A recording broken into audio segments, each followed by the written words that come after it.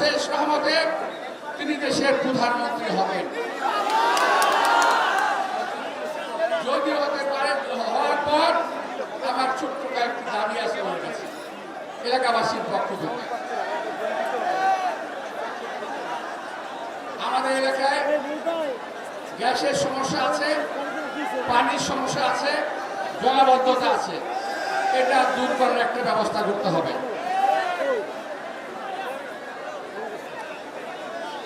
এলাকায় চেয়ারম্যান সাহেব এসে আমাকে বললেন, আপনাদের কোনো মাঠ নাই।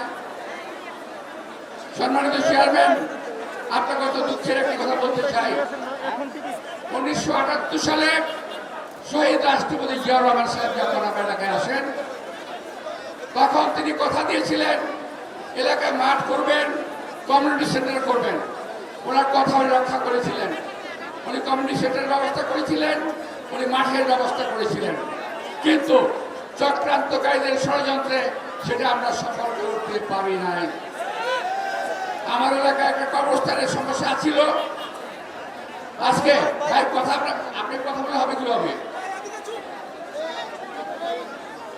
আপনাদের সমস্যা আমি চেয়ারম্যান সাহেবের তুলে ধরছি, আপনাদের বোঝা দরকার। আমার সেই এলাকার কবরস্থান করেছিলাম। সেই কবরস্থানটির মধ্যে সরকারি প্রতিষ্ঠানের বিল্ডিং করেছে। বাচ্চাদের খেলার মাঠ করেছিলাম, শিশু পার্ক করেছিলাম শহীদ রাষ্ট্রপতি জিয়াউর রহমানের সাহায্যে। সেখানে আজকে পুলিশের ক্যাম্প হয়েছে। প্রিয় ভাইরা, আমি বেশি কিছু না, বেশি দাবি নাই, শুধু কবরস্থানের জায়গাটা ফেরত চাই, আমার মাঠের জায়গাটা আমি ফেরত চাই। আমাদের এলাকায় মানুষের খারাপ জায়গা নাই। আর একটা দাবি আছে আমার। এই এলাকার আপনি হয়তো জানেন কিনা জানি না, আমার এলাকার স্কুল এরিয়া, সমস্ত ভালো ভালো স্কুল এবং কলেজ আমার এই এলাকার মধ্যে। রমনা, মতিঝিল, পল্টন, শাহবাগ সহ একটা স্কুলিং এরিয়া। এখানে বাচ্চাদের নেওয়ার জন্য আমার মা বোনরা আসেন। তাদের যে ছাউনি, সেই ছাউনিটা সুরক্ষিত নয় এবং সেখানে পর্যাপ্ত ব্যবস্থা নেই, পানি নাই, শৌচাগার নাই, অনেক কষ্ট হয়। আমি আশা করব যে আপনি আল্লাহ যদি ক্ষমতা নেন, ইনশাল্লাহ এই সমস্যাগুলোর সমাধান করবেন।